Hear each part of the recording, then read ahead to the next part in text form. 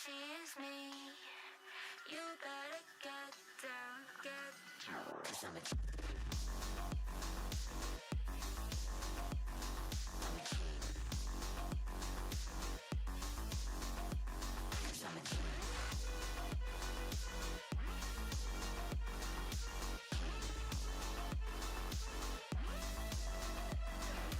Look at me, I'm smiling, beautiful and violent. Welcome to your last nightmare. Psycho in my bloodstream, madness is my morphine. Beg for it from way down there. Look at me, I'm smiling, beautiful and violent. Welcome to your last nightmare. Psycho in my bloodstream, madness is my morphine. Beg for it from way down there. 'Cause I'm a king. I'm a king. 'Cause I'm a king.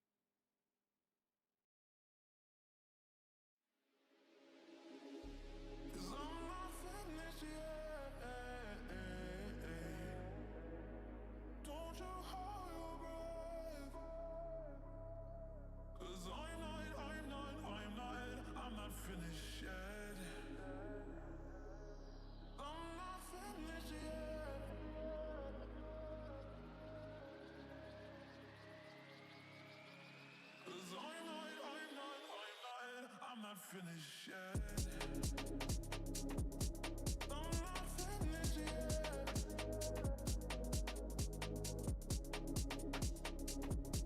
I'm not finished yet.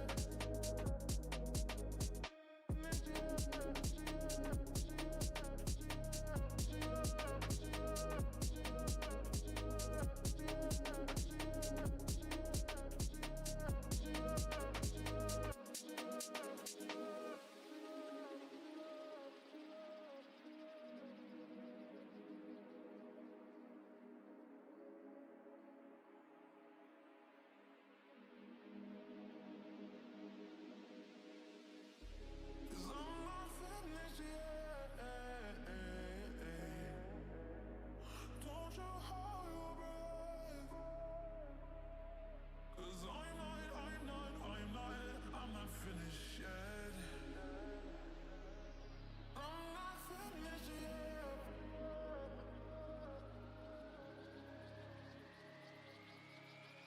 Cause I'm not finished yet.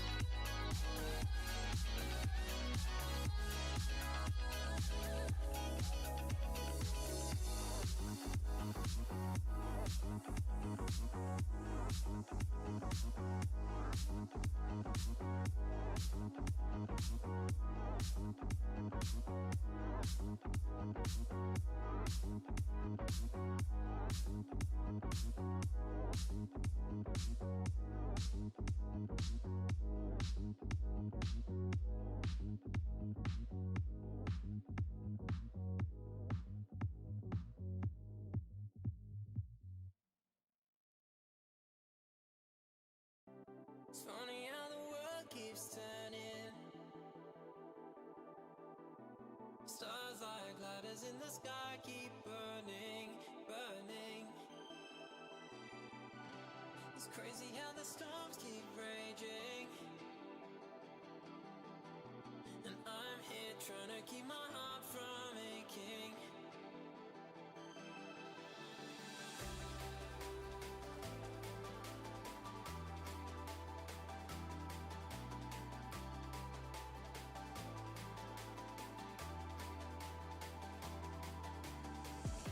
It's funny how the world keeps turning.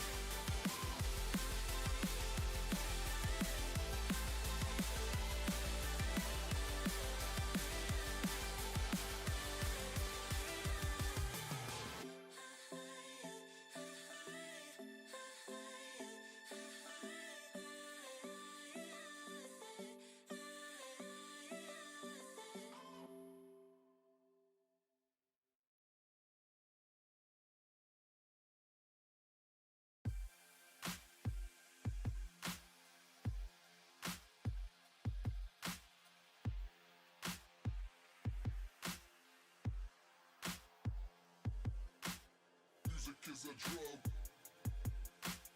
Music is a drug. Music is a drug. Music is a drug.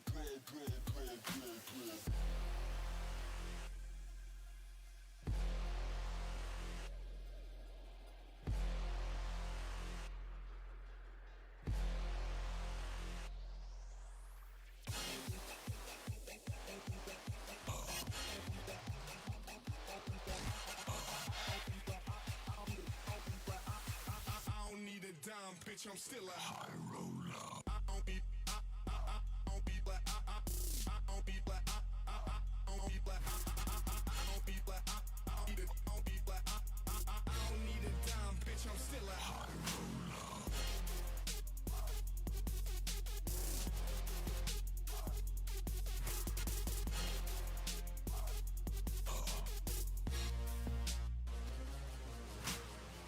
Naked women, glow sticks and shots. Naked women, glow sticks and shots.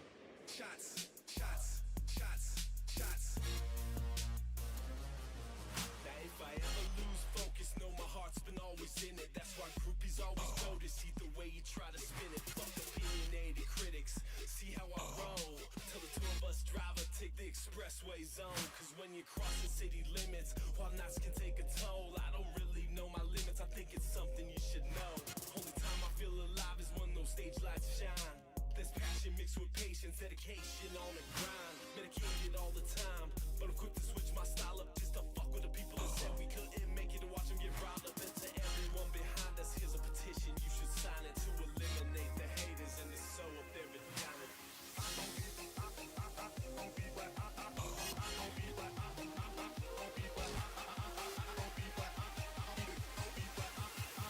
don't need a dime, bitch, I'm still a high roller. I don't be black. I don't be black. I don't be black. I don't be black. I don't be black. I don't need a dime, bitch, I'm still a high roller.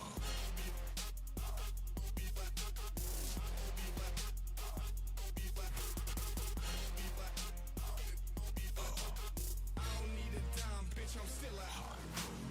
Bitch.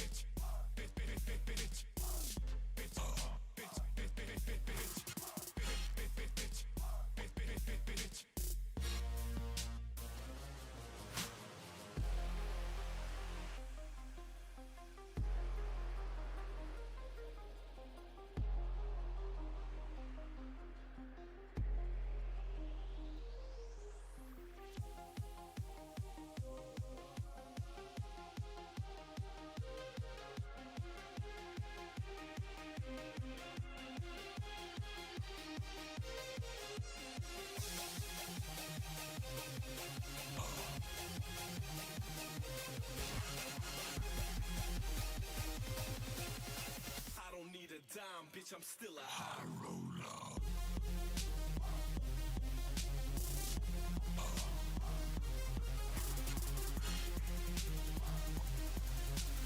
I don't need a dime, bitch, I'm still a high roller. I don't be black. I don't be black. I don't be black. I don't be black. I don't be black. I don't need a dime, bitch, I'm still a high roller. Music is a drug, we never could stay sober. Music is a drug, we never could stay sober.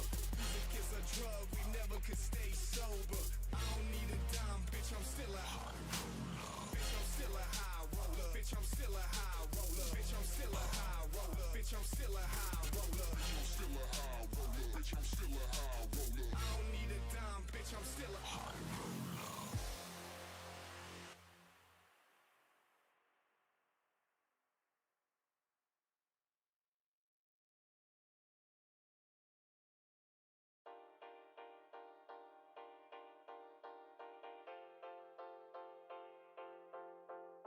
You tell me you love me, you kiss and you hug me, have some fun.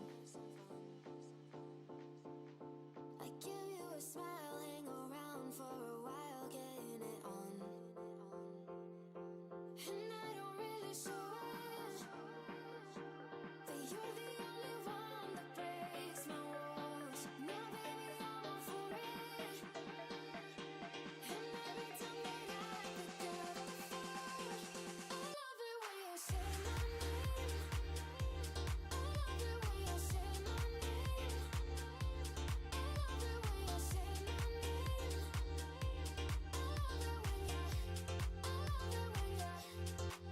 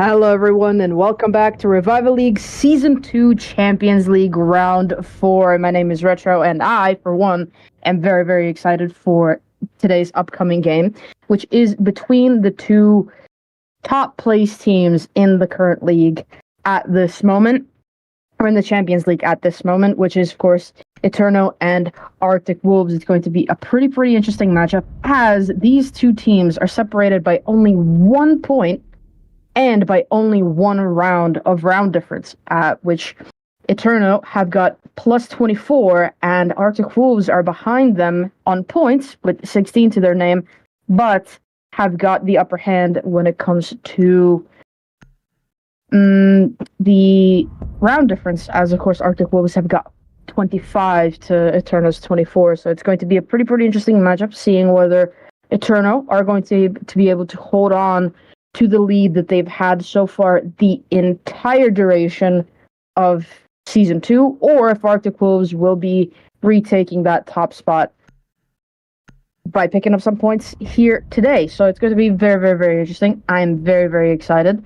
And of course, it is also the first game of round 4, sort of in general, but especially of Champions League. So that is always very exciting.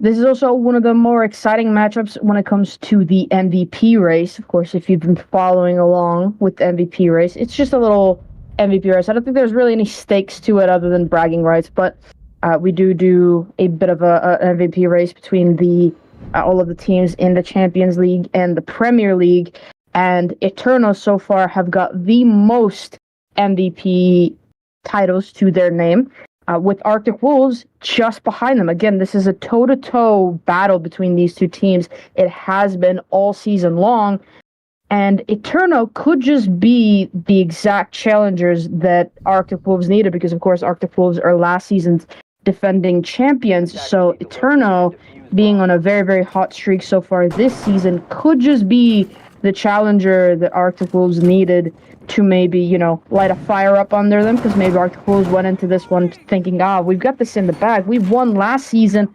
It was easy as, I don't know, hell. So maybe ETERNO are exactly that old flame that Arctic Wolves needed to really put all of their efforts in and to get themselves ready for those playoffs, which at this point, I don't know if it's even mathematically possible for either of these teams to miss out on. But I guess it could be, since it's top 4 teams and not top 4-6, as I found out just this Sunday, where I thought, it's, top 6 teams go through. Turns out top 4. So I was mistaken, and if this is your first time watching another stream since the last time I said it, I was wrong. It's top 4, not top 6. In any case, the round has well and truly begun here on Oregon, and Arctic Wolves, with the defense first, have decided to go and defend the top 4 site first and foremost. It does tend to be the sort of preferred site to defend first for a lot of teams, and it's just one of those that is just very comfortable. It's quite defender-sided, so a lot of teams really gravitate towards it. Interestingly enough, some of the most banned operators aren't banned in this current matchup, most notably Thatcher and Azami, who are both banned quite often, as is Nook, but we don't see any of those banned. Instead, it was Ying, Solace, Dokebi, and Mira. Mira, of course, still being the leading banned defender, and Crazy is in finally after about a minute already gone in the round with the opening pick onto Nico Meister. There goes down the Ayana, and I do believe that a nade or 2 might have still been left in her pocket, so they will be gone as well. And there's a very good opening pick here for Arctic Wolves. They are very good at getting those opening picks, and, well, they might just be getting a bit of a refrag here, as I'm Just a Noob goes down to, I believe that was a vertical frag grenade coming up from Noit, but of course he does get healed by the duck of Crazy. Crazy still being very crucial to his team, of course, got that opening pick and was able to heal his teammate from being down. Twift going for a bit of a flank, takes a lot of damage Fem is already inside of Attic, but Ansatori will shut down TKR King. Attackers have located a bomb. At the moment, not that crucial of an operator, but still a very, very crucial player, especially when Twift and is on such low HP. But Crazy is there to pick up the refrag yet again onto Ven. Crazy himself taking a lot of damage, having to use one of those syringes on himself. And Twift on very, very low HP, getting quite aggressive here on the breach, gets one on the safes.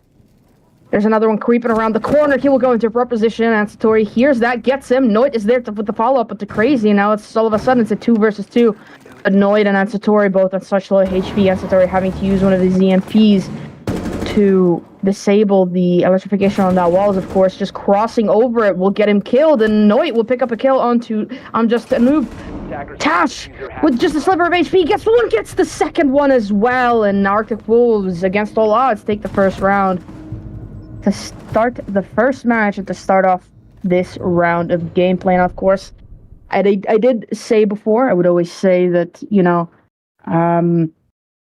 points aren't that necessary until about round 4. And I do still think that still rings true, even in the case of only top 4 teams qualifying rather than the top 6, as I thought. But I think these teams have built themselves such a strong base, and as I already said, I don't know if it would even be mathematically possible for them to not make it. I think it probably would be still, depending on how much they get from this round, how many points they get from this round. But in either case, these teams have built themselves such a huge base.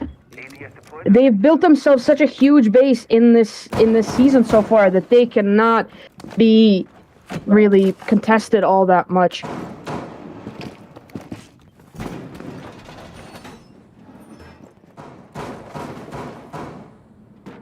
Seconds left before insertion.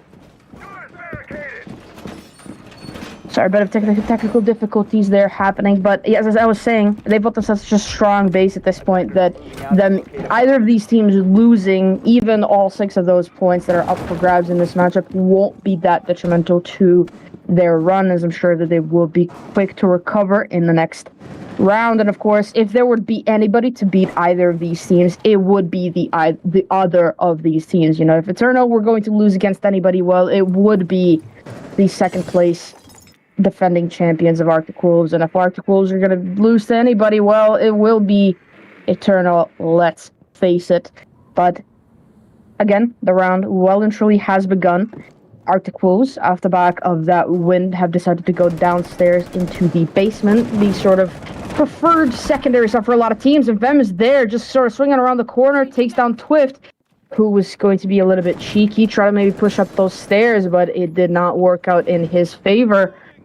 And ETERNO take that opening pick, give themselves the man advantage, and now clear themselves up a bit of space and a lot of breathing room to be able to get these drones out, to be able to spot out any other potential roamers that could be roaming about. And now they can set themselves up for a push downstairs toward the site TKR King, using his pistol to try and maybe find a kill that way.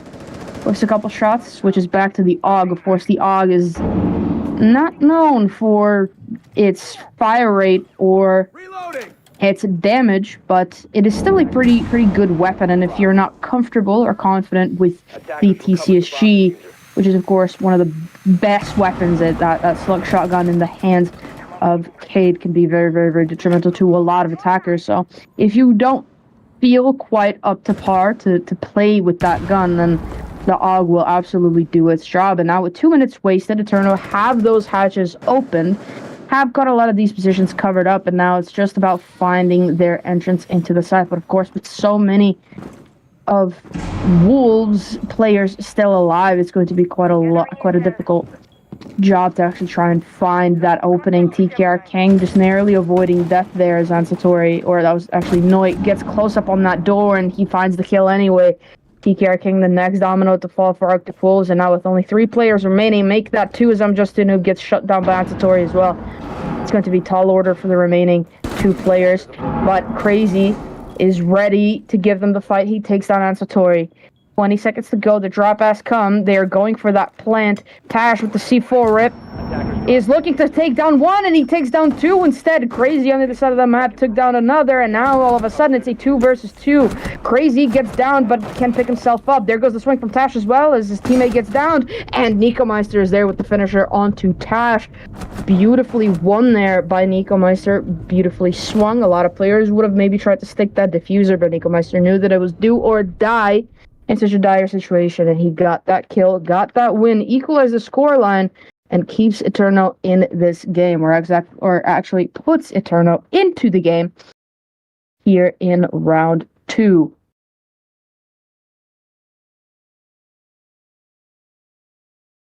A very, very hectic match. Something that I think is going to be quite the theme of today's game is that we're going to be seeing a lot of, stalling for quite a bit of the round where, ETERNO, at least during the first half, will be just clearing out the map and getting those drones in, trying to find as much information as possible, trying to clear out any of those potential roamers. And then it's a do or die swing, drop, collapse, however you want to call it, onto the site and onto all of those defenders. And then it's, just an absolute free-for-all, brawl for it all, if I might say so myself. And I do believe that we're going to be seeing a similar thematic whenever we get to see Wolves attacking as well, as these are just that type of team. But both of these teams are just that play style is sort of embedded deep into the roots of both teams, where it's slow and methodical wins the race. They can be aggressive when they need to, both of these teams, but when they're playing against each other, it's unlikely that you'll see that aggression come out because they know how easily they can be punished by the other team. And Twift, well, kind of making me eat my words here, as he is being that aggressive player. He is playing all the way up in T2, just waiting for somebody to push him, trying to get rid of these drones, trying to deny as much information as possible coming out from ETERNO, and just waiting for an opportunity to strike. Nico Meister looking ready for that engagement. As a safe, they're just looking to try and fight him, and Twift is completely unaware of Noit being in the hallway, and there goes a beautiful cross swing. Saves will be the one to take down Twift, and Twift, try as he might, will just not get that opening pick, as it goes ETERNO's way for the second round in a row. And, well, although the what's the word? The pool of example, that's not the right word. English isn't my first language. But even though the pattern can't really be confirmed by a lot of rounds, as we've only had 3 so far, it has been whichever team gets the opening pick wins the round, of course, with only 3 rounds. It's stuff to tell. And while I was talking, you could see Crazy go down with quite a nasty engagement there inside of the main lobby, where Ansatori got shot through the door, shot back through the door, is left on very low HP, but picked up the kill anyway. And now those EMPs that are still alive, thankfully, are able to disable those electro claws from TKR King, and the hatch will get opened up. Some nades will come flying in as well. Of course, the EMP charges managed to disable some of those ADSs as well to deny the projectile denial, funnily enough. Tash having to rotate away from the position that he was holding inside of the blue tarps areas. Of course, he is getting pressured from multiple angles. There goes a reinforcement as well from Tash. TKR King with the C4 just a little bit too early. It misses, and now with all of the attackers starting to flood into the site, a plant surely will be going down. TKR King is the next one to go down. There goes another C4, but it misses. It went just a little bit too far. Nico Meister is there to find Tash. I'm just a noob, can find one, but that's all that he will get. The round going ETERNO's way yet again. And, Oregon is one of the most defender-sided maps in the league, with over 60% defender-sided or defense win rate.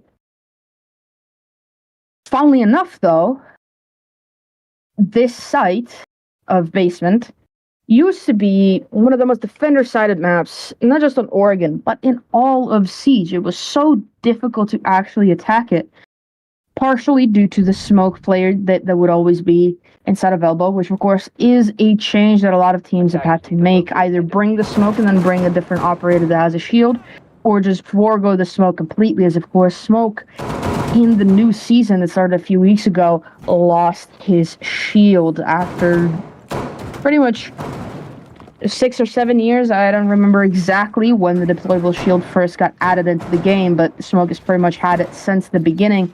And after so many years and so many metas being rooted in Smoke having that shield, it's quite a big adaptation for a lot of teams, and it's partially why we are seeing this sort of switch where that basement side is more likely to be won by the attacking team than it is by the defensive team in recent times. Of course, the smoke shield fiasco hasn't been the only reason why that happens.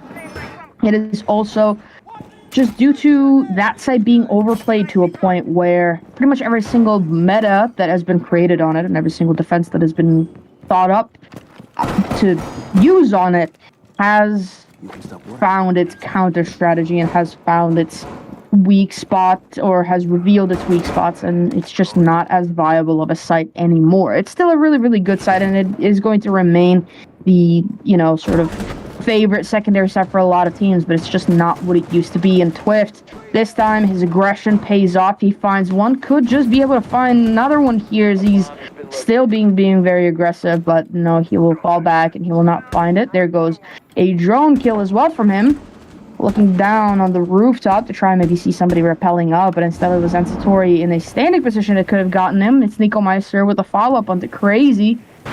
The Doc this time will not be able to show his teammates any more life than he was able to in the first round, and with another one gone on the side of ETERNO, or the first one gone on the side of ETERNO rather, they are, despite that man advantage, looking to slow down a little bit because of course they lost their main hard breacher, and their only other hard breacher, the Maverick, is all the way on the opposite side of the map. But I don't know if it's going to matter much as they find another player, and they find one more for good measure. It's all down to Tash. He can find one. Can he find a couple more? No, he cannot. Vem's there to shut him down. The round going ETERNO's way yet again, and well, this is the first time that we are seeing that pattern be broken up, as so far, it was Arctic Wolves with the opening kill, then ETERNO, and with the opening kill and the win. Then it was ETERNO, opening kill and win, and now it was Arctic Wolves with the opening kill, but ETERNO ultimately had the win, and Arctic Wolves are now starting to trail quite a few rounds. They're losing 3-1 at this time, and of course on a very, very defensive side at Oregon, they really do not want to be putting themselves at this much of a disadvantage. This is something we saw recently where it was, I do believe, Eternity in the previous matchup that we saw on Sunday, and they had a similar issue. I do believe it was against Arctic Wolves as well, where they just kept losing on that defensive side at Oregon, and they just could never actually recover, having started out on that defensive side, defense side as well. Having started the map on the defensive side, they just could never recover from losing so many rounds in that half. And Arctic Wolves could be suffering the same fate here as their opponents on Sunday did. Hopefully they will be able to recover, as of course this isn't something that we really expect to see from Arctic Wolves now. They are playing with a sub at the moment. Of course, TKR King is not on the permanent roster for Arctic Wolves. That could be contributing to Arctic Wolves struggling a little bit here, but also, credit where credit is due. ETERNO are a very, very good team, and while they're not in the lead of the league for no reason, so that is also quite a big contributor to it as well. But in any case, still, this isn't the type of playstyle that we really see from Arctic Wolves. Not playstyle, but this isn't really the sort of things that we see from Arctic Wolves. We tend to see them really shining and out-fragging pretty much anybody that they come in contact with. So, as expected as it may look, just because of, they're playing with the sub, and ETERNO are so good. It's still not something that you expect to see, and oh my goodness, Twift gets shut down when his toes are getting shot. TKR King is there for the refrag, but still, that was such an unfortunate way for Twift to go down. His toe is getting shot repeatedly from that window, and there's just nothing that he could do. Noi, I believe, was repelled up on that window to try and toss a couple of grenades through that, but saw his opportunity and took it. TKR King is there with another answer as he takes down Ansatori, but not before that breach is already open, and with Vem already making his way through that attic, Arctic Wolves are being pressured quite a bit. Ben now has 2 gun barrels staring straight at him, and he will be able to find Tash on a beautiful swing, but there goes I'm just too new. Gets immediately shot down by Nico Meister, however. TKR King swinging up on that breach, but it's a prone angle from Saves. Took a page out of Twift's book, and he found that kill. 1 versus 2 here for Crazy, but of course he has a significant HP advantage here against both of the remaining attackers. However, they do have quite a lot of information, so they're going to be able to find exactly where he is. There goes one swing. He gets a beautiful headshot onto Nico Meister, and there goes another swing, taking down Safes as well. Knight in Shining Armor for Arctic Wolves is Crazy. Takes down 1, takes down 2, wins the round for Arctic Wolves. Puts them back into this game. But how much is that really going to be worth it, especially as they're going back down to basement, not even considering the possibility of going to one of the tertiary sites? And it looks like they heard me through the speakers or through the skies. A pigeon flew their way, and they decided, well, you know, we tried basement twice. It really backfired. Let's try and go to meeting instead. Let's go to kitchen meeting. Take a tertiary site, one that teams still may not be too familiar with how to attack, even though it's, you know, it's not like Arctic Wolves are going to be doing something that we've never seen before. These are all still pretty default attacks, but or default defenses on this meeting site. I mean, we see these split walls being reinforced, that kitchen rotate, players playing above, those same old vertical angles, hatch open, attic reinforced, yada yada yada yada. Pretty much the exact same. Attackers have discovered the location of a bomb. Pretty much the exact same methodology in approaching this site for pretty much every single team. It's just the way that the meta goes. That's why it's a meta, because everybody follows it. It works. It's the most efficient way of doing something, and that's why they do it. That's why it works. But even still, even though it's the meta, even though it's very predictable, it's still really, really difficult to attack it. Which is exactly why, again, it's the meta. It's because it works. So this could really be an opportunity for Arctic Wolves to strike back here and get a couple, or get another round, equalize the scoreline, put themselves at even ground, and maybe be in a position to take the lead. And the opening pick will be going to Twift as he takes down Ansatori. The Lion tried to be brave in through the bedroom, but there was nothing he could do. Nico Meister on the Nook, as I mentioned before, one of the most banned operators so far in the league, and this time she was let through. She slipped past the fingers of both of these teams, and she could just be sneaking up those white stairs or those freezer stairs and going straight into sight, finding a couple kills. Twift still sitting inside of that bedroom, waiting for anybody to approach him.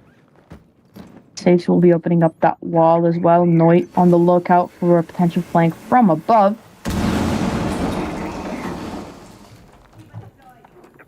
Tash very close on that breach, just holding the fort down. Crazy, taking quite a lot of damage. I'm not really sure where that was. I do believe that was Nico Meister in an engagement against him. And it's Vem to take the first kill against TKR King. The Azami is really not a player that you want to lose just yet, as of course her Kiva berries have not fully deployed yet or fully regenerated yet. But Tash is there with another C4, and it goes up, blows up Vem. How have they not anticipated this? ETERNO just got a little bit too overzealous. Safes is there with the refrag onto Crazy. But how much is that really going to mean? Now that they've lost that diffuser and aren't really in a position to take it back, Noit is going to push up those stairs to try and go above, and Nico Meister will get shut down on those freezer stairs. I thought could just be the play for him. Noit now in a 1 versus 2, shuts down Just a Noob, just as his last teammate alive goes down as well. Both of these players are inside a meeting, and he seems to have some sort of information on them as well from the drones that could potentially be hiding inside of the room. But how much is he actually able to do here with 30 seconds to go, and Diffuse is still not really in his control. Those Kiva barriers are shutting him down a little bit, and it's Twift there to shut him down completely with a beautiful swing, taking down the final player of ETERNO, equalizes the scoreline, and puts AW even on even ground in this matchup so far. ETERNO got off to a really, really good start, but then stalled it a little bit for the final 2 rounds of that half, and well, weren't able to find the lead. But of course, now that they are going onto defense, even on even grounds, they're still in a much, much better position, much more favorable of a position to actually get these round wins and to shut Wolves down and to pick up a couple points here. Of course, not to say the Wolves aren't capable of shutting them down right back, but of course, again, as he keeps saying, it is one of the most defender-sided maps in the current meta in Revival League, with well over 60% defensive win rate. So going into any game on Oregon at disadvantage of any kind, even if that is, even ground and you don't technically have a disadvantage, is definitely not what you want. And I really, really like the use of the brand new observation blocker gadget. Of course, it's the brand new secondary gadget provided to several defensive operators. And what it does basically is it prevents any sort of observation tools from being able to see past its little deployed wall of, I don't really know what it would be, of static, but yeah, it denies drones, Reteros, Clutch drones, zero cams, whatever you may want on the attacking side. As far as observation gadgets go, it blocks view of them, or for them, making it that much harder to spot certain utility, to spot certain players playing in certain positions. So I really, really like to see teams adapting to it and bringing it a lot more often. As of course, I think a lot of teams, when it first dropped, right when the season released, not a lot of teams were bringing it. And Nico Meister sitting all the way up instead of T2. Finds Crazy, who was actually trying to challenge onto that exact position. I think that was actually Twift trying to challenge onto his position up there, but gave up eventually, thinking that, well, it must be in the clear if no one's shooting back. And it really came to bite them as Crazy got taken down. Stun grenade. Twift, an engagement here against Noid, trying to find a refrag. But of course, Noid doesn't even have to engage. He can just pull back and waste time. 90 seconds have already been wasted. Tash will find Nico Meister. That's a direct refrag for his teammate. Tash will find another one to Vem as well. And now with Noid being cut off from sight and his flank being held actively by Twift, it's going to be a lot harder for him to actually return back to sight and try to help out his teammates who are inside at the moment. And TK Arakan will fight on Satori. That leaves Safes, the only player on site, Noid taking quite a lot of damage. Tash will take down Safes, and now it's all up to Noid, and there's nothing he can do. Wolves are there to pick it up. Wolves are there to wipe it down, take another round, put themselves back in the lead for the first time since round 1, and set themselves up for success, especially as that was the primary site pick from ETERNO. Will be trying to challenge Arctic Wolves all the way down in basement, which of course, again, if this was a few months ago, I'd say, oh, this is a banger. They've got this in the bag. There's no way they lose this. But of course, with the recent, happenings, the recent statistics that we've gathered about this site and it being won for the most part by the attack, and of course with our own little pattern here in this matchup where the attack won that basement defense twice, I am a little bit sketched out for ETERNO, for their sake, because it could just so happen to hurt them the same. Noit again using these observation blockers to create a little labyrinth for drones where they cannot really see Attackers must locate past where they are. Of course, this doesn't deny people from being able to see, and it doesn't destroy drones when they come through it, but it does deny them the view of what else is there, which of course slows you down quite a bit. It makes your entry fraggers a little bit scared because, well, if the drones can't see, how am I supposed to see? If they don't know what's up there, I don't really want to peek it, because what if I just get shot immediately because of somebody that we couldn't spot? So very, very clever use of those observation blockers to keep Ensatori safe in his position inside of security. And Ben was looking to be a little bit aggressive, but he does decide to just, well, no, he decides to go even more aggressive. I thought he was going to retrieve back the site, but no, he just went straight back up. And now Nico Meister getting spotted out as well. They know exactly where he is. Taking a little bit of damage as well. Joining Ven in his position here on the back tower stairs, but they're both going to get pressured here as well inside of meeting, but Vem is there with the counter pressure to take down TKR King. Twiff will find Nico Meister, equalize the man count pretty much immediately. Just Noob will find another one onto Ansatori all the way down inside of Freezer, and Noit doesn't seem to be aware of the push coming down those Freezer stairs. He is now, as Just Noob shoots that camera. Attackers have recovered their diffuser. But with 90 seconds to go and man advantage, Arctic Wolves have everything they need to win this round without any issues. Of course, they still have their hard breacher. Activating replicator. Still have quite a bit of utility and quite a bit of information left as well. Located by attackers. We'll be using a couple of those drones to try and figure out where some of these defenders may be hiding. And it's still to go.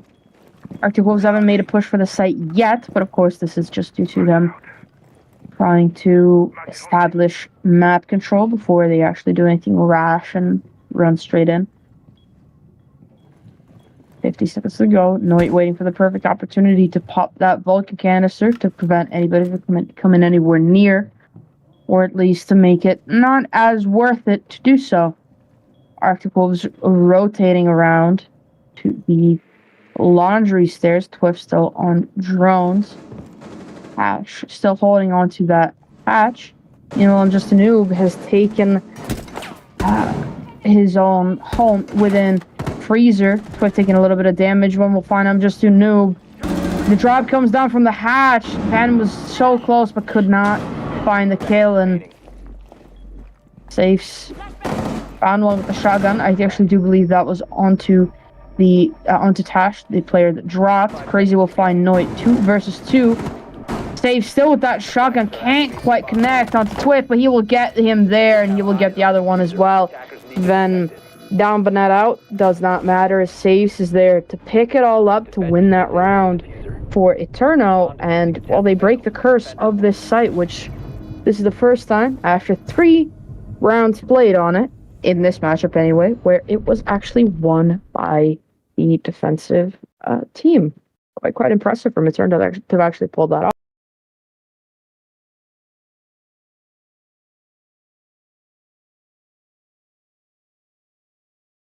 Oh wow, I forgot to even mention the fact that that was Eterno equalizing the scoreline yet again, not letting Arctic Wolves get away with anything. As so far, Arctic Wolves have only been able to take the lead for a round, and then immediately they get shut down. So Eterno are looking to retake that lead again, put themselves a step away from match point, and maybe look into winning 3 of those points. Again, 6 are up for grabs for either of these teams. If you win in regulation, you get 3 per map, obviously. If you win in overtime, you get 2. If you lose in overtime, you get 1. And if you lose in regulation, well, you get a whole lot of nothing. 10 seconds. Well, I guess not a whole lot of nothing. You do get a little bit of information, quite a bit of knowledge, a lesson learned or 2. But of course, you do not get any points or anything other materialistically desirable.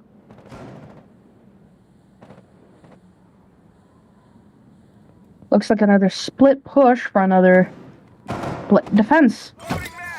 Very interestingly, this type of setup has been getting a lot of traction from a lot of teams where they place a shield inside a trophy and they hold it for as long as they can, really. But Bem now, with the information that no one's really going to be pushing in from bedroom, decides to rotate around his gadgets accordingly and put them inside of attic and inside of games instead, just to prevent any projectiles from flying in through and finding him. TKR King attempts to open that wall, will not be able to do it, at least for now, as the other Selma gets shot through the breach. Of course, that's something that is possible, but it's very, very difficult to actually achieve. Of course, these players do not struggle with things that are difficult to achieve at all. Sometimes it feels like. Minute already gone, and the first kill goes Nico Meister's way yet again, as Swift will go down. Noit with another swing takes down Tash. Crazy is down, but not out. This is all falling apart for the side of Arctic Wolves. And Satori was trying to be a little bit brave up on that breach. Gets shut down. Another player downed. TKR King not in a position to get the finisher, and well, his victim will get revived. He's pushing into sight now, but of course the fan-rear gadget slowing him down a little bit, revealing his position and leaving him blind. Nico Meister will find the finisher onto Crazy. 2 versus 2 here now for TKR King, and I'm just too noob. Joining TKR King now inside of sight, but he immediately gets shut down from a shotgun, point blank range inside of attic, and there goes a swing from Ben to find TKR King. ETERNO take the round, take the lead yet again, or retake the lead, and put themselves a step away from that point, and a step away from a point, as well as potentially 3. So, well, I guess they're not a step away from potentially 3, but they are just a couple of steps away from that. Again, as I said before, maybe it's a little bit understandable that Attackers need to locate and defuse as many bombs as they can. Arctic Wolves are struggling as much as they have been so far in this matchup, but just because it makes sense and just because it can be justified doesn't really mean that it's something that we have expected to see or that it's something that we enjoy seeing. Of course, well, you never really want to see a team struggling, least of all a team that won the season previous. 10 seconds left. Magnet activate. 5 seconds to insertion. Attackers objective. Defuse it. Jammer activate.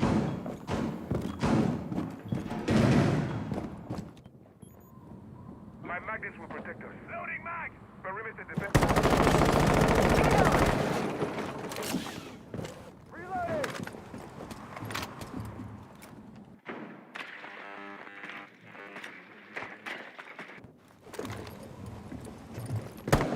Camera initiated.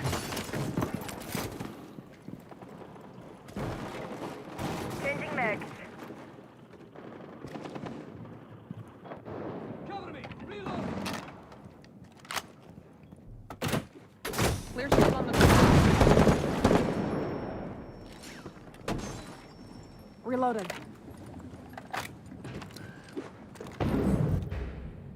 Setting a sequential breach.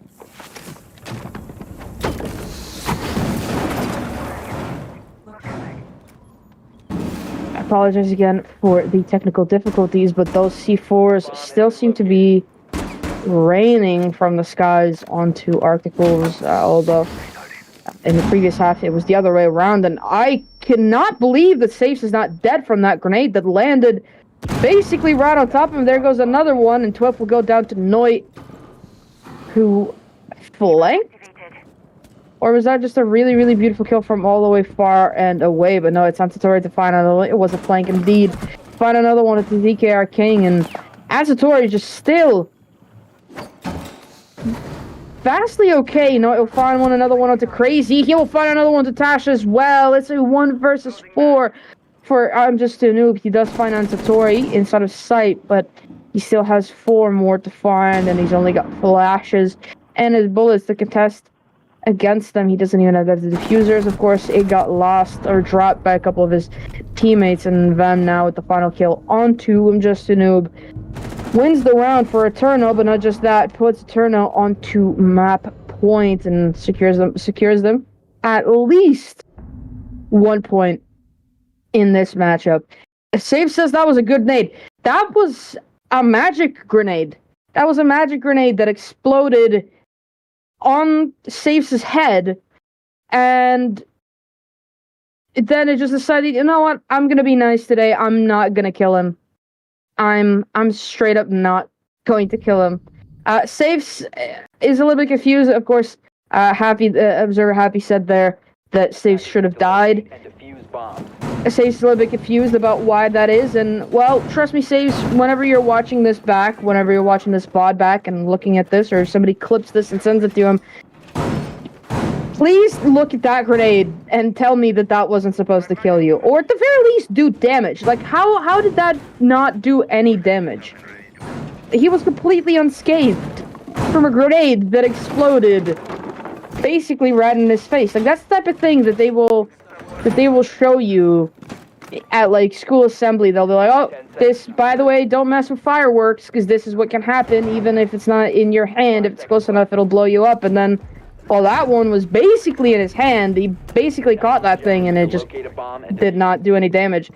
Miraculous grenade, but of course, it's not the sole reason of why ETERNO won that round. It's just, you know, a little tidbit, a little bit of a factor maybe, but the star player of that round undoubtedly is Noit, who got more than he really should have gotten from that flank, and he's still being just as aggressive as we saw him in that previous round. Gets droned out, shoots that drone, retreats back down those freezer stairs. They push down a little bit, but they will decide to not waste their time too much on him, and Saves on cameras could have been taken down there by that Rotero drone, but he's ready for anything that may come his way. A very, very interesting combo there of using, of course, the SAS shotgun, one of the best shotguns in the game, and the SMG-12 combo. Very, very similar to what Smoke would always bring with the SAS shotgun and SMG-11, except I do believe that the SMG-12 does a little bit less damage, but of course it has more bullets, and I do believe its fire rate is a little bit stronger. And Ansatori, SAS shotgun in hand, same as his teammate, finds one onto him just to move. That's the Finka down, and any more of her healing will not be allowed. Drop the bomb diffuser. Carnage, absolute carnage is going on from both sides here, but it's a 2 versus 3 nonetheless for the side of Arctic Wolves. DKR King and Crazy. An unlikely duo to find, really, in this sort of situation, but they will have to try and find a round win, and Ansatori still wasting so much time.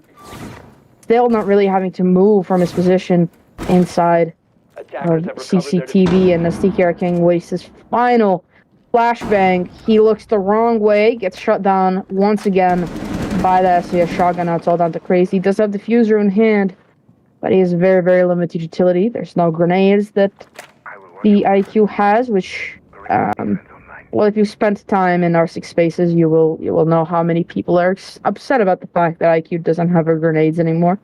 She does not have flashes, and Crazy cannot even pick up a lucky kill on a Claymore either, as of course he's got those soft breach charges instead, and Ansatori just keeps wreaking havoc onto AW as he finds the final kill again with that shotgun, and ETERNO absolutely break the curse of, you know, basement not being won by the defense. So they win it twice. Noit, the MVP, as decided by the game, and I do believe that, you know, in a rare choice, I will agree with the game and give the MVP title to Noit. Very, very crucial player throughout the entire game, pretty much throughout the entire map, and especially that penultimate round, all the way back on round 9. I mean, the fact that he got as many kills as he did, I think it was 3 or 4 from that flank, more than he really should have gotten, as they should have had that covered up, but they just didn't. And, well, it proved detrimental to Arctic Wolves, who, well, allow Eterno to extend their lead over the rest of the league with a 3 additional points, and they are now standing, if I'm not wrong, I do believe, yep. Currently, Eterno, with those 3 points to their name, are now at double the points of the third place team of Vertical Esports, which is quite a crazy, crazy number. And I do believe that this is definitely a team that we'll be seeing not only throughout the entire rest of the season in play days 5, 6, and 7, but also most definitely throughout the playoffs. And I think that we could just be seeing a turnout in the finals, the grand final, the best of 5 grand final as well. But of course, it's tough to know that so early on. There's almost 2 months by the time that we get all the way to there. So, well, not quite as much, but definitely a month and a half. In any case, that will close out this round. We'll be taking a short break, and then we'll be right back with you. It will be Clubhouse. Don't go anywhere. We'll be right back.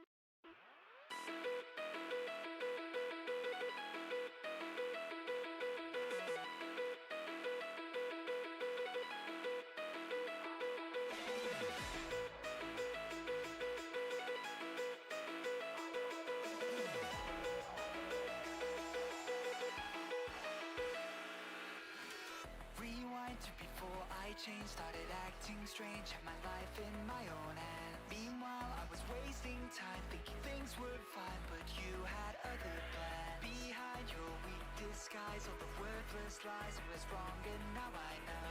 Don't think that I won't try, this is not goodbye.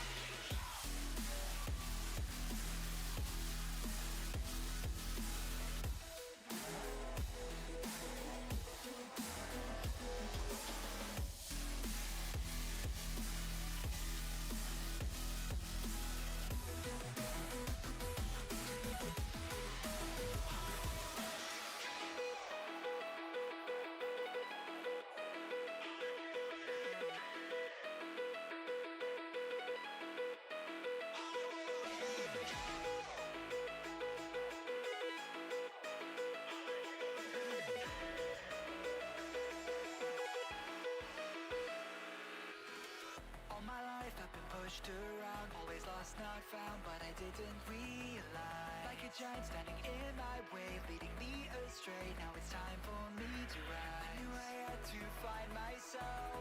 Turns out I'm on my own. I won't let it go. The fire burns that you pretend to know. The fire in my heart, it burns in your shadow.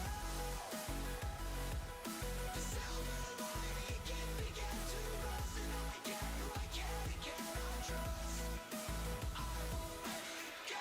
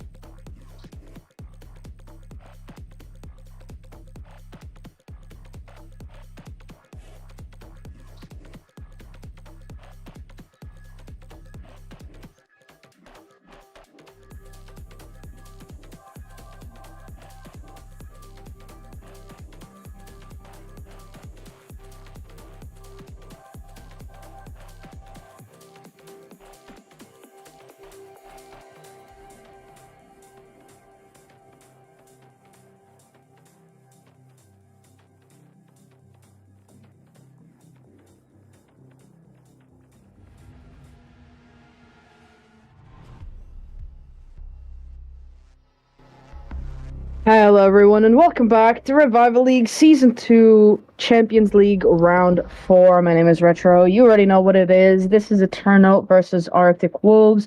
They've already played one map. This is the second map of that same matchup. They've played on Oregon, and it was a 7-4 win coming out from ETERNO, which means that extends their lead over the league, where now they are at double the points of the team in third place. Of course, Arctic Wolves separates Vidical and ETERNO, the two teams in question, and Arctic Wolves, being the second place team, are trailing ETERNO by a few points, but not that many. Even with that loss, they're still not far behind. ETERNO have now got 20, and Arctic Wolves are right there with 16, so they're not that far off, and I do believe that we'll be seeing both of these teams in the playoffs as well. And as I would always say before and back in rounds 1 and 2 is that, points really don't start to become that important till about round 4.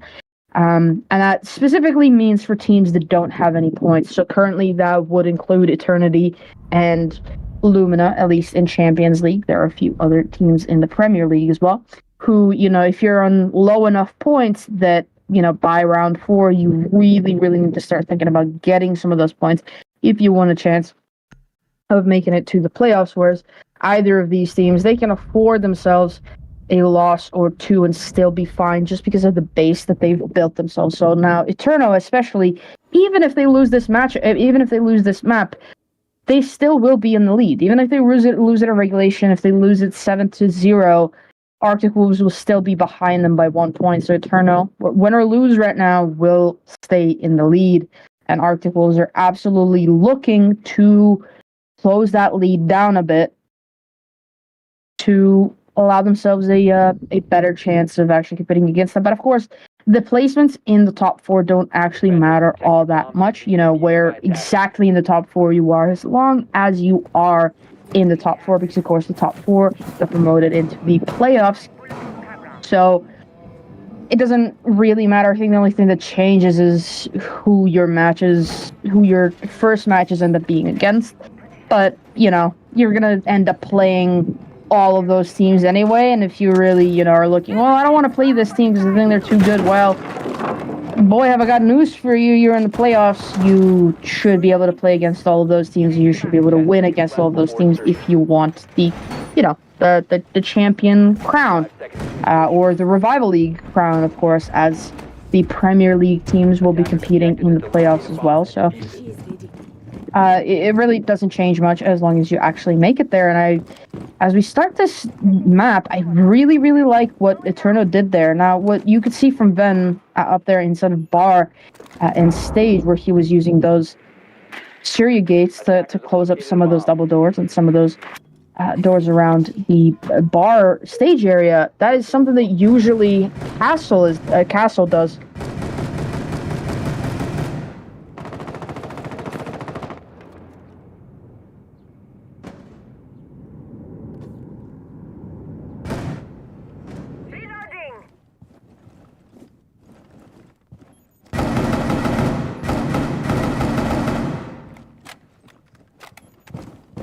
A minute gone, and Ven still wasting quite a lot of time here inside of Strip Club. Oh my goodness, he's chancing a peek there onto Twift, and he could just be getting him through those bars and through that window. Will he actually be able to do it? But they also have information right onto him, right back, and Twift is there with the bearing 9 as well to find the kill onto Ven through a barricade and a wall, and then also some metal bars and a motorbike. So quite an impressive shot there from him. But Satori is there with an answer onto Crazy, taking a lot of damage as well. Twift will find Satori as he drops that hatch. Twift will find another one. That's Twift on an absolute tear right now. There goes the flank from Nico Meister, who nobody expected. So many players have already dropped into site, and they have site control, but they do not have the diffuser. And now with Nico Meister both still playing upstairs, and with those vertical angles being created by Noit's Bailiff, they will be able to shut down any potential push coming up from either of those staircases. Of course, should they come up the garage or the blue staircase, of course they will be shut down because of these, or at least be slowed down by these Syria gates. But no, Noit was standing in just the wrong spot. He gets shut down, or gets downed rather. 45 seconds to go. It's all done to Nico Meister now, as Noit is pretty much irretrievable at this point in time. To find the finisher onto Noit, and now Nico Meister, his position being revealed, and just to know all he has to do is wait. Finds that final kill, wins the round. AW put themselves on the board, and that was a pretty messy Type 89 gun bug lol, says Twift. I would assume that's why he never once brought it up, why he kept using the bearing 9. Yeah, I think the game is just bugging out a little bit. Not much we can do against that, unfortunately. It just is what it is in the game. Yeah, I mean, not much we can do. Really, truly, unfortunately, not much that we can do about that. It is very, very unfortunate, very frustrating, I'm sure, for these players to be facing these issues and to have to try and find workarounds when it comes to bugs that they have no control over, and they have nothing to do about. But and neither can we, unfortunately. We also have nothing to do about them. Nothing. There's nothing that we can do about them. In any case, I got interrupted there by again more technical difficulties. I really do apologize. I mean, just as much as the game is bugging out, so is my technology around me. So I do apologize. But what I was going to say is that Ven and Eterno together used a very, very interesting strategy of using those Siri gates rather than castle gates, which is a sort of the SSG roam, as it's called, where, you know, the same exact Siri gates that you can see right now from Atsatori's drone here on the double doors, on either of the double doors, would usually be covered up by a castle barricade. That is what SSG sort of invented a few years ago, and it's something that a lot of teams still follow. But using Siri gates, of course, allows your team to rotate a lot more freely rather than being stuck just behind those castle barricades. And then, of course, it allows them to waste just as much utility as a castle barricade would, if not more, because you have to use a projectile utility rather than being able to just punch it open or use a breaching charge. And in the midst of all my talking, Noit will go down to Tash, who just pushed straight up those.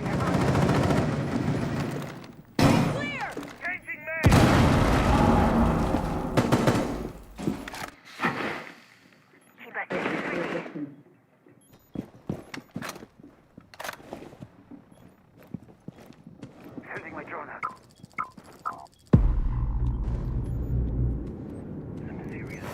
Halfway point through the round, they're slowly starting to breach some of these walls on the upper floor.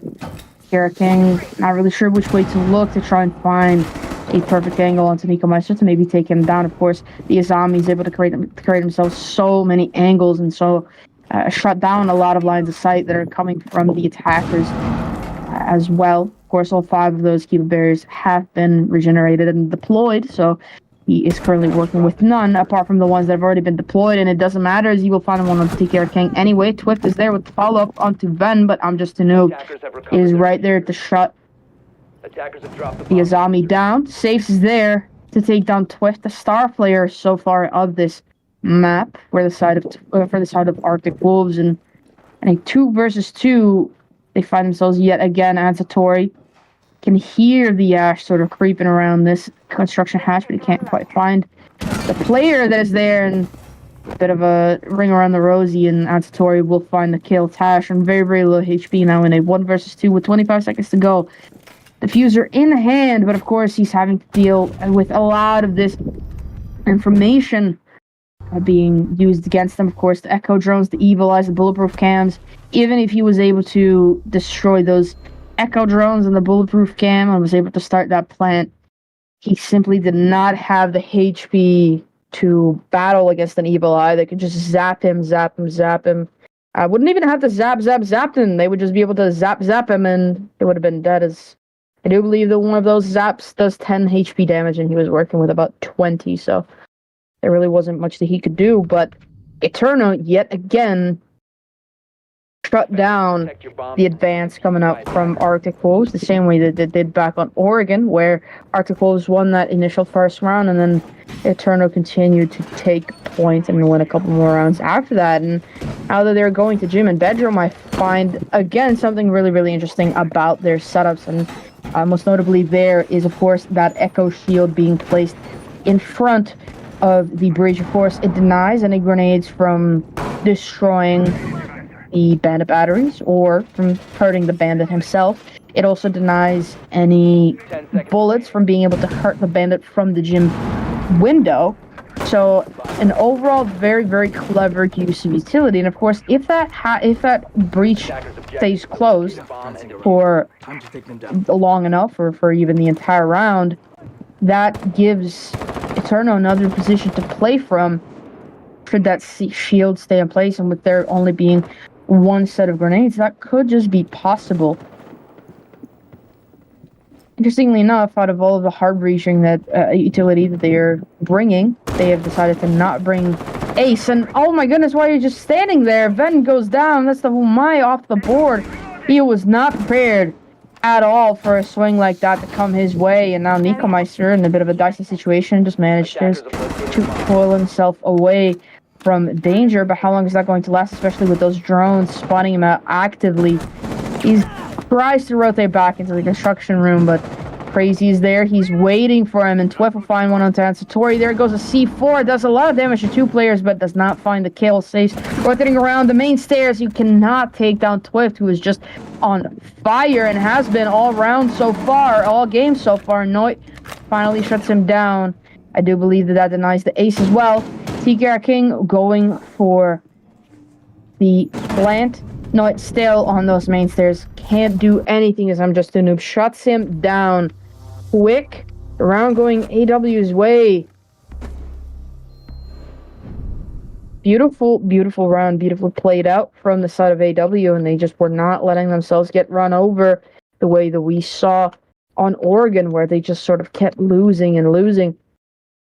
And once again, a very, very defender-sided map and a very defender-sided site. Both the gym bedroom site as well as, of course, that church and arsenal site that they are going back to after a couple of rounds, going the way of the attackers. It really just goes to show the power of both of these teams and how much they are capable of doing, and how much they are able to shut a lot of these teams down and to completely revert the meta.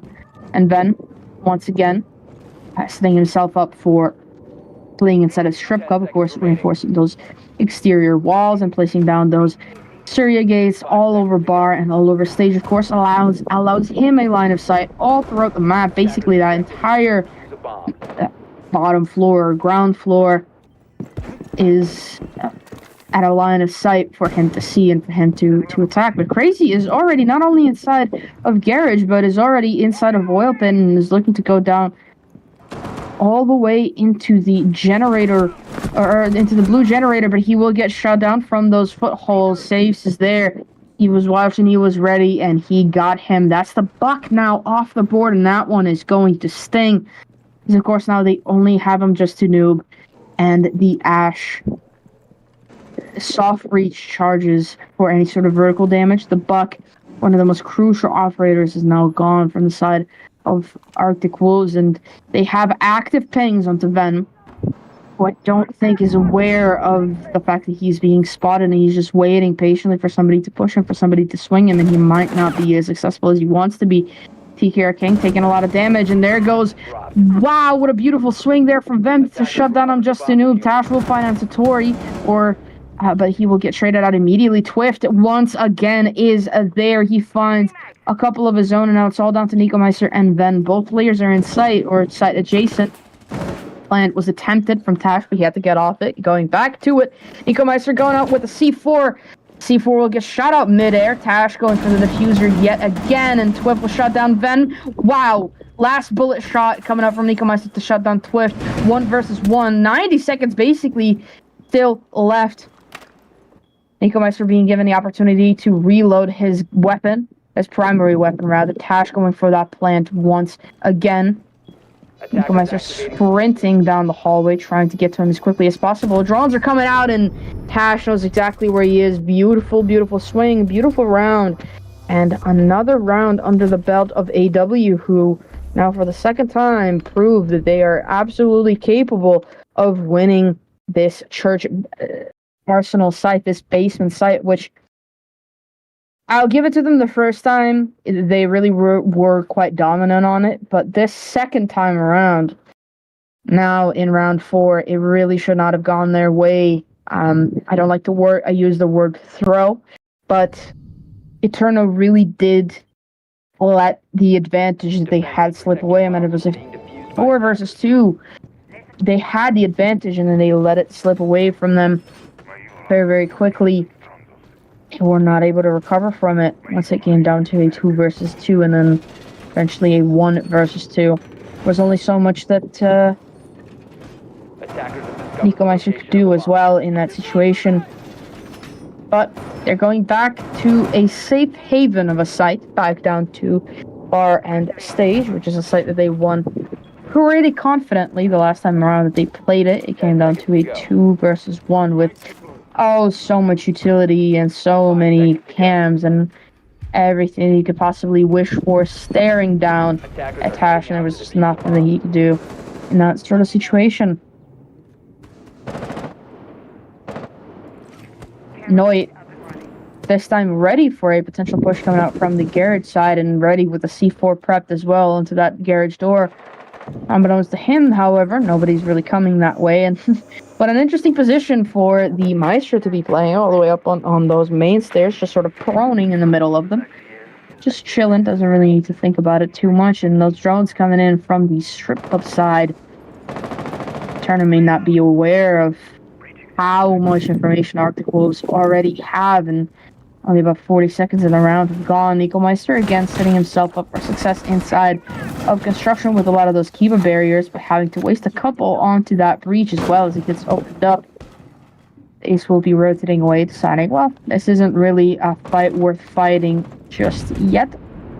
Crazy in the meantime opening up that jacuzzi breach as well. Of course, for this set is very, very crucial for the defense to be holding on to that vertical position for as long as possible. Of course, if you don't take control of the verticality of your site, well, best believe your enemies will, and that is something that ETERNO are more than aware of, and are just trying to hold on to this top floor and try and have this advantage for as long as possible. The first kill going AW's way again. Twift taking down Noit, and Nico Master is not as lucky as his teammate was in the previous map as he gets taken down by a frag grenade. TK King will find an Satori just after he had an answer onto Crazy, and TK King will find Venom as well. It's all down to safes. Oh, he looks away at just the wrong moment. Could have had the head of Iana there, and he might still do. He does indeed. But the plant is going down. The pings are there, but he cannot afford to get on cams, and he cannot even rotate around to a different pair, or to a different set of stairs. Twift is waiting for him, but it's instead they drop through the moto hatch and through a doorway that will find him. TK King with the final one. The round going AW's way yet again. ETERNO, after a really, really strong start, especially on Oregon, are really, really just struggling, especially surprising to see on a defender side of Clubhouse. Now, Clubhouse is much more of a Arctic Wolves site map, I meant. So that definitely could be a contributing factor to it, but fact of the matter is that this is still a 56% defender-sided map that really should be going ETERNO's way, and instead they are just struggling to find any sort of success with having won only one round, and that was well, now it's starting to seem like a bit of a fluke. Bomb located by attackers. CCTV is the next one on the radar for this side of ETERNO. For the first time, we see this site get brought by, well, ETERNO. I wanted to say either of these teams, but of course we haven't seen the Wolves defend yet, so I'm likely to know really what they will be doing. Still, however, an unlikely sight to see at all. It really is coming from a place of desperation where ETERNO haven't found success on their primary, their secondary, or their tertiary site, far from, well, the bar site, and that was once, in, again, a bit of a fluke fashion. So it is coming up from desperation of just trying to find a round win. And of course, CCTV a little while ago was the preferred primary site for a lot, if not most teams, but of course, the same way that I said that about Basement on Oregon, it got overplayed to the point where every single meta and every single strategy that you could possibly think of has developed its own counter strategy. So there's a very small amount of things that you could actually do that haven't been done before, and that, you know, the attackers won't be able to counter against you. There comes a run out from the bandit. TK King somehow still staying alive. Nico Meister, you believe, whiffed a few of those shots as well. Wasn't able to pick up that very, very important frag that would have been onto the hard breacher. Nico Meister pulling all the way down and trying to rotate up those main stairs as well. Here come a few of those Shumika launchers as well, getting deployed onto the breach just to deny anybody from pushing in as quickly as they might want to. Just doing so much damage at the safes without taking them down. Actually, and Tash will be taken down. Then the opening pick going their way yet again. And TKR King now inside of sight will be going for the plant. Safes trying to find anything from below. and Satori pushing up those red stairs. We'll find one at the Tash. There goes Nico Meister going crazy, finding one. He immediately shut down from the breach. TKR King now all alone in a 1 versus 3. Multiple angles to contest against, and there's just not much that he can do. Bit of a TK there as well from Ansatori. I agree with that head shake.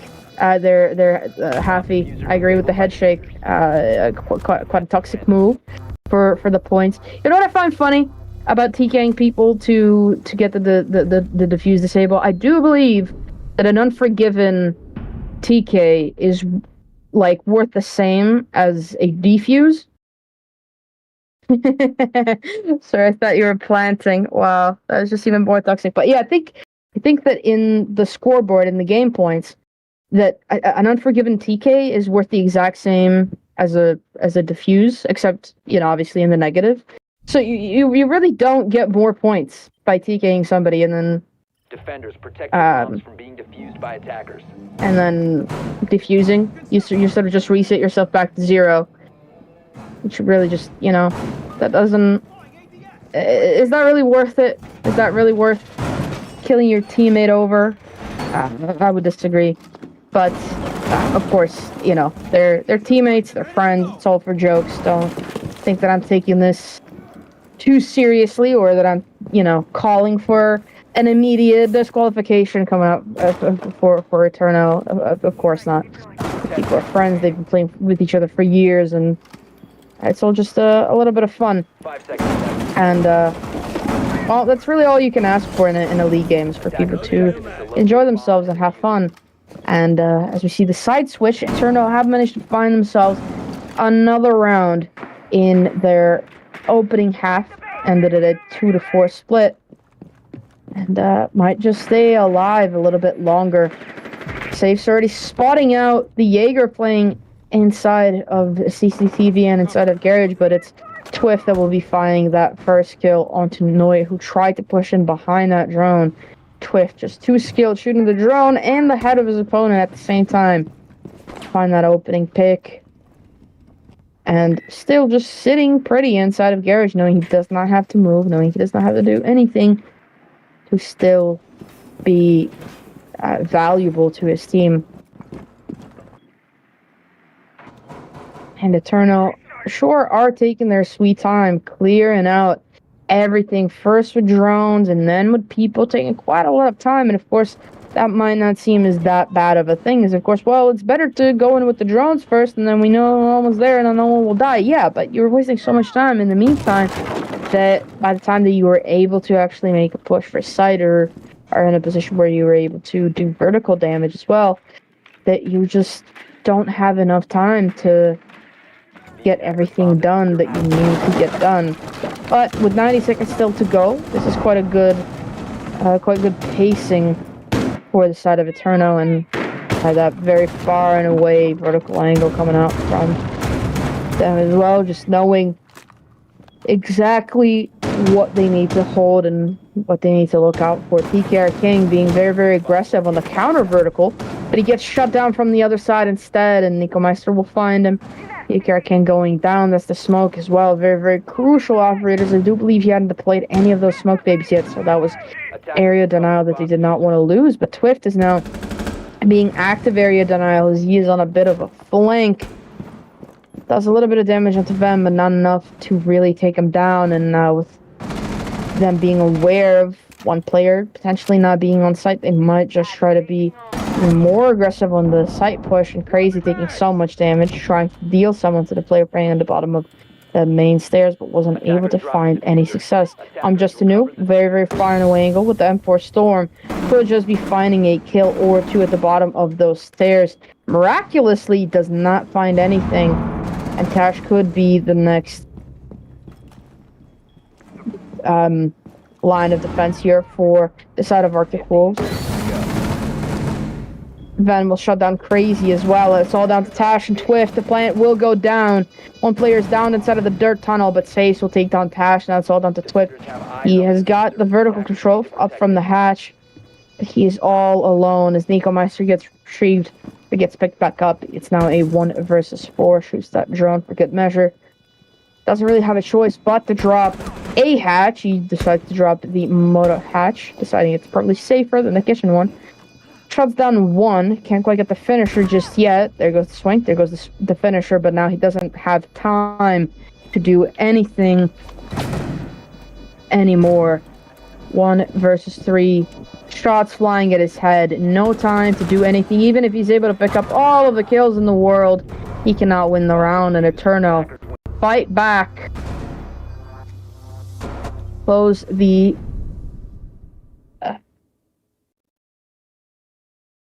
round difference a little bit. And keep themselves in this map.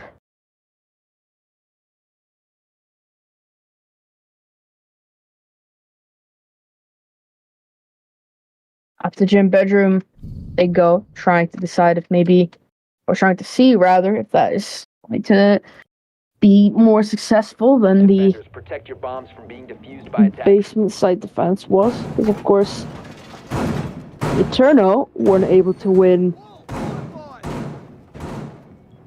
the basement bomb side defense either. So it might just be one of those days where one of the most defender-sided sites in the game just isn't all that defender-sided at all. Of course, they had to do this sort of extension. We saw ETERNO play it the exact same way, where I do believe it was Nico Meister and Van who were playing here every single time that they went here, or I guess the one time that they went here, rather. We saw them playing in this exact position. Well, not in this exact position, but we saw them playing over this side of the map, and Tash, after originally putting his frost mat down at the top of the stairs, does decide to relocate it, put it somewhere else instead. As of course, the drone spotted it out, so there's no point really having it there because they're going to know it's not going to be unexpected anymore. Of course, that frost mat really does work against a lot of players and a lot of teams for exactly that reason of, I just didn't think that it'd be there. I just didn't see it. I didn't expect it. I wasn't looking that way. I was looking down the other side of the rafters and just wasn't able to do it. Crazy. There's a bit of a spin move there to try and take down the Monty, but gets shut down instead. A vertical, or a cross angle rather, from multiple angles, and he was not able to contest against that at all. No, it would be the next one to go down. They cannot get the, or they do get the finisher rather. Satori dropping down yet again and traveling back up those stairs. Tash, in the meantime, was able to place down all of his frost mats, so they still could find a victim if ETERNO not careful, especially Satori, of course. The Mountain is very susceptible to frost mats just because he's not able to move as quickly, he's not able to turn as quickly, he's not able to really Attackers have dropped the bomb diffuser. shoot as quickly either. That wall getting opened up, that was there for a while. And wow, Nico Meister finds Tash with a grenade. Twift will be the next one to go down. I'm just a noob in a position where he's can't really retrieve his teammate. There goes the drop from the hatch as well, and he takes him down, Nico Meister. I thought he was going to walk into that, not going to lie. That really looked dicey for a second. TKR King on the flank now in a 1 versus 4. They have site control, they have map control, they're getting that plant down. Not much he can do. Venom is there to shut him down. And despite getting that opening pick, AW are just not able to hold on to it. ETERNO take 3 rounds in a row, equalize the scoreline at 4 rounds apiece. And, well, they find themselves in a similar position to what we saw all the way back on Oregon. And it was from this point forward that Arctic Wolves did not win a single round. They left it at 4 rounds to their name, and then they lost the next few to bring ETERNO all the way down to a victory. So ETERNO in 2 rounds time will be, or I guess in 1 round's time, will be staring straight ahead at a potential 3 points, or are going to be staring at just 1 point. It really depends on how the cookie crumbles, but in either case, ETERNO have already showed that they are a very strong team, not to really be messed with.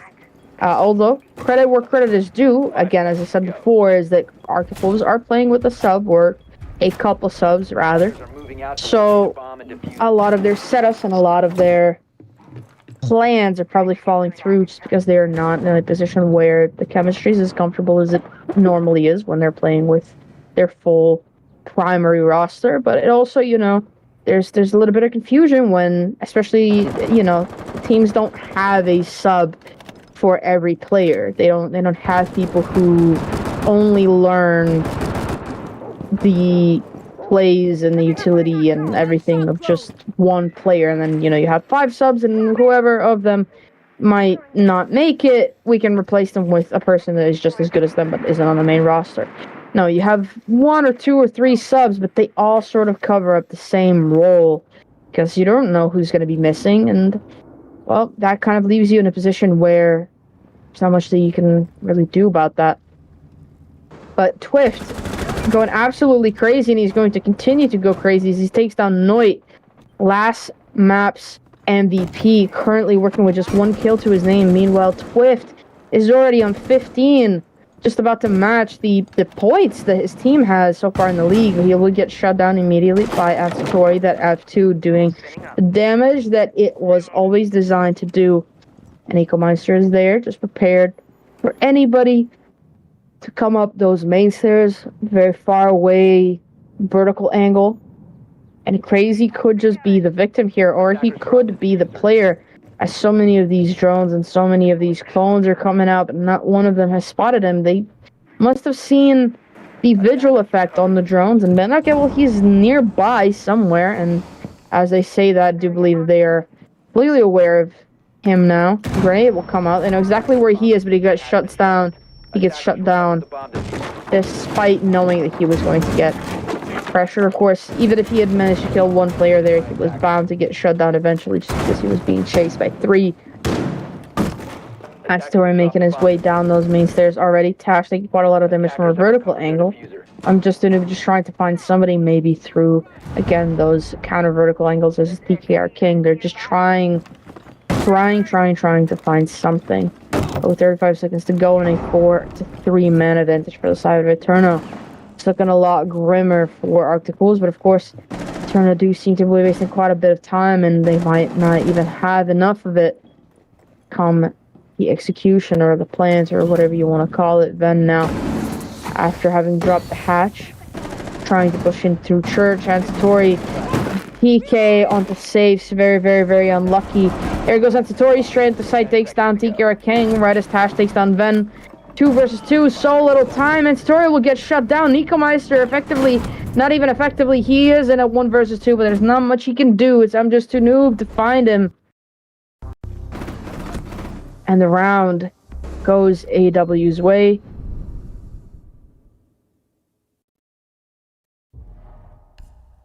Put themselves back in the lead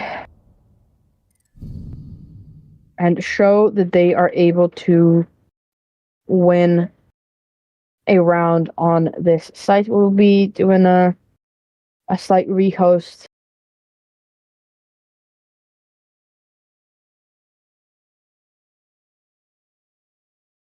as it seems that a few players from ETERNO seem to be having some technical issues. So we would be just stalling for a little bit, trying to find something to talk about. I guess the thing that we could talk about is Twift, who was also very, very important on Oregon, one of the few very, very crucial players for the side of ETERNO, even though they didn't win. But on this map, he really, really woke up and really showed up and has been absolutely tearing through these players completely, through these players and through these rounds.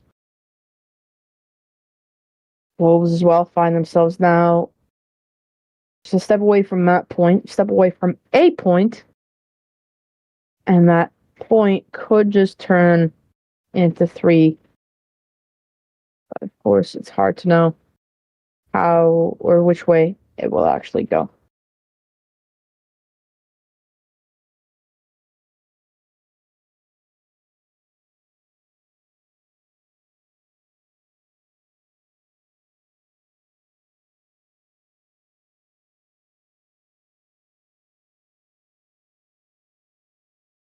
Yep, just waiting for the the lobby to get restarted. Of course, technical issues have been raining hell upon us all day. It's just,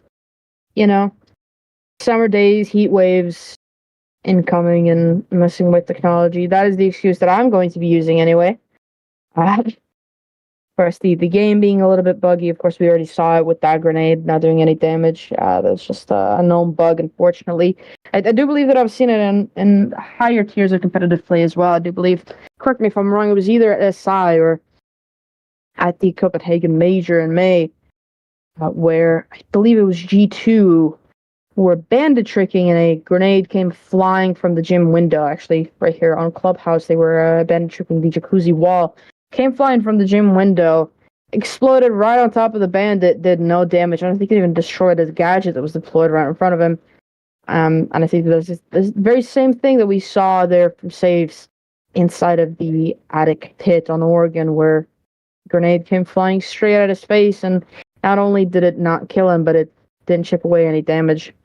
And then, of course, my technology has been dying on me, and, well, the rehost is proof enough that other technology is given way as well. And in these summer times, the only thing that I can really say to people is make sure to keep an eye on your electronics, especially when it comes to your PC.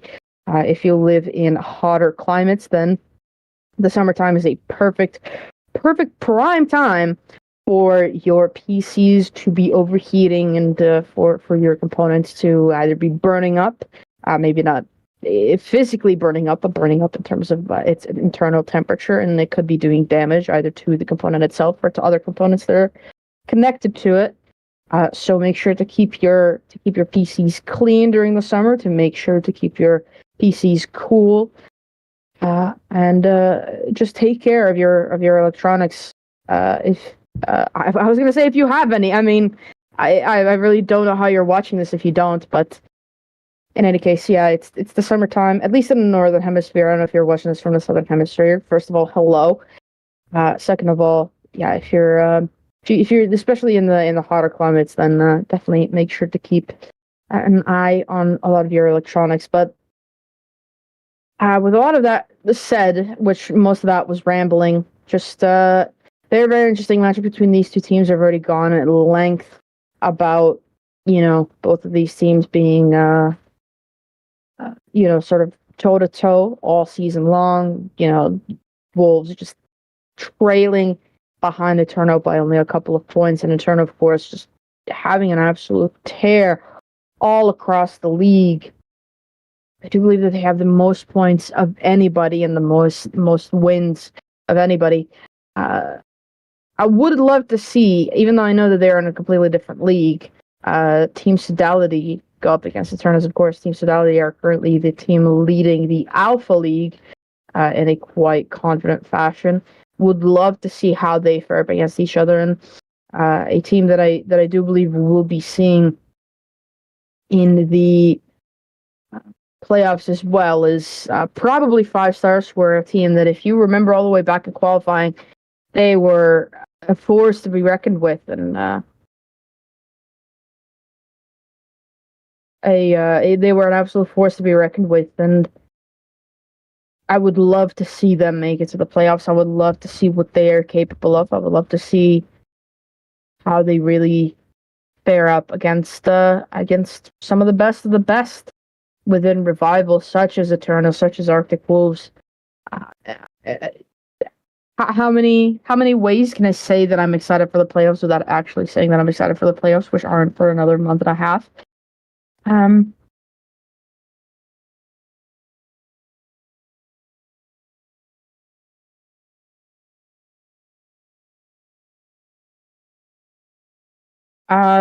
Yeah, very, very excited for the playoffs. Can't wait to see what comes of that. Of course, if you watched last season's playoffs, those were something else. Very, very, very interesting. Very, very fun, and I can't wait to see more of that again. Of course, it's really tough to tell which teams will actually make it. I do believe that there's very few scenarios In Doctor Strange style, I saw 14 billion universes, and in only one of them we win. Well, I don't think there's that many scenarios in which Eterno and Arctic Wolves don't make the playoffs, and I think it's only a matter of which other teams make those playoffs. It's going to be quite the battle between some of these teams. Of course, even right now, I mean, from third through sixth place, it is a 10-9-8-7 split. And then a split of points anyway.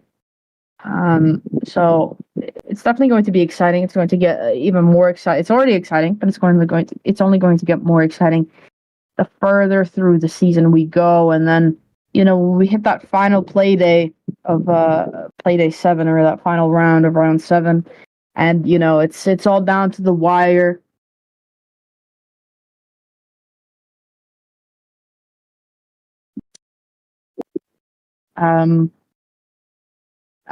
Those are going to be very, very interesting games.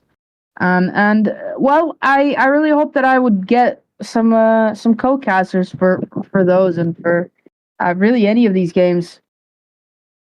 Sometimes it gets a little bit lonely, and there's only so much that I can ramble by myself before I really start to lose what I was talking about to begin with.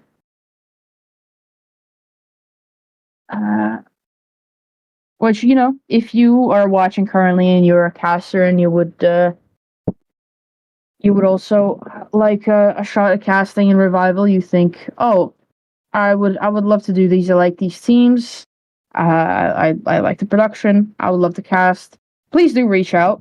I don't think that you could ever have too many casters, and we would love to have you on board for a few of these games. And well, after that little advertisement, I do believe that we are finally ready to go with the game. We are back in it, and I hope that all of the settings have been set correctly, because, well, I will be very sad if I had to ramble more, and I do believe that they are exactly as they should be. Arctic Wolves heading out into a potentially penultimate round so far of this matchup as we head off into round 10. Which, at this point, confirms that we will be seeing all 12 rounds of regulation. And just, is the question of whether we will be seeing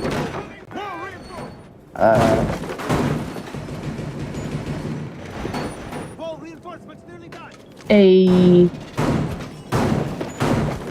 closeout from Arctic Wolves, or even from Eterno, or if we will be seeing an overtime game. So far in this season, we've had quite a few overtime games already. It's been a very, very exciting season. Haven't had it in a minute. If you remember back when in round 1, I believe, when it was Arctic Wolves versus Vertical Esports, where it was absolute chaos. It was 15 rounds, both games, or both maps. Very, very entertaining game. If you've missed that one, definitely recommend going back and watching that one over on YouTube / at Brawl R6 Brawl for It All. Very, very entertaining matchup. Definitely recommend going to watch that back. Watch back that one. And back into gym and bedroom they go. A little bit of a roaming presence again, the same way that we've seen every single time so far coming out from Arctic Wolves. They're one of those teams that like to be a little bit aggressive, not too much to the point where they are spreading themselves thin, but they do like to be a little bit aggressive. And, well, that aggression gets shut down very, very quickly as Sage takes down Tash, but is immediately traded out. EKR King will find a Tori as well as an answer back to Eterno, and now in a 3 versus 4, Eterno are having to try and claw this round back from the depths. He does get the down with that grenade onto Crazy, but he's not able to get the follow-up or the finisher, and he's not able to drop that hatch either. More of those grenades coming in, and TKR King just narrowly avoiding death as well. Noid just narrowly missing that one as well, up onto the little pipe wasting now all of their frag potential, or all of their frag grenade potential, rather. And with 90 seconds to go, Magic going out. well, it's definitely a bit of a challenge Barrier placed. We're covered. for ETERNO. Oh, I was going to say, especially as they have the 3 players without any kills on the board currently, but of course, that's due to the recos, so we can't actually see who was who or what was what. Equalmaster taking a lot of damage as well. Magnet deployed. Noi, ooh, Magnet activated. nearly getting shot down there as he tries to rotate up those red stairs, but tanks a few of those bullets, still survives. A little less than a minute to go, and they still really don't have an entrance, still really don't have a game plan. And they're just a little bit lost, a little bit dazed and confused. Safe's just looking down, staring down at that CCTV window, just waiting for somebody to peek him, somebody to maybe jump in from that window so that you can shut them down quickly, equalize the man count, maybe find something, and Safes will find just that. He finds Twift, who I do believe tried to rotate through that window and got punished for it. Now with equal man count and Crazy on very, very low HP, ETERNO definitely stand quite a chance, but I'm just too noob. Is still playing inside a bedroom, and he hears the hop in from the breach, or from the bathroom rotation hole. Teammate getting shut down as well. 2 versus 2, they're gonna have to try and go for a plant, as there's not much else that they can do. I'm just a noob. Finds him. Operators, you have run out of Articles take the round, put themselves on match point, and secure themselves a point in this matchup. Of course, ETERNO came away with all 3 points in that first game, or back on Clubhouse.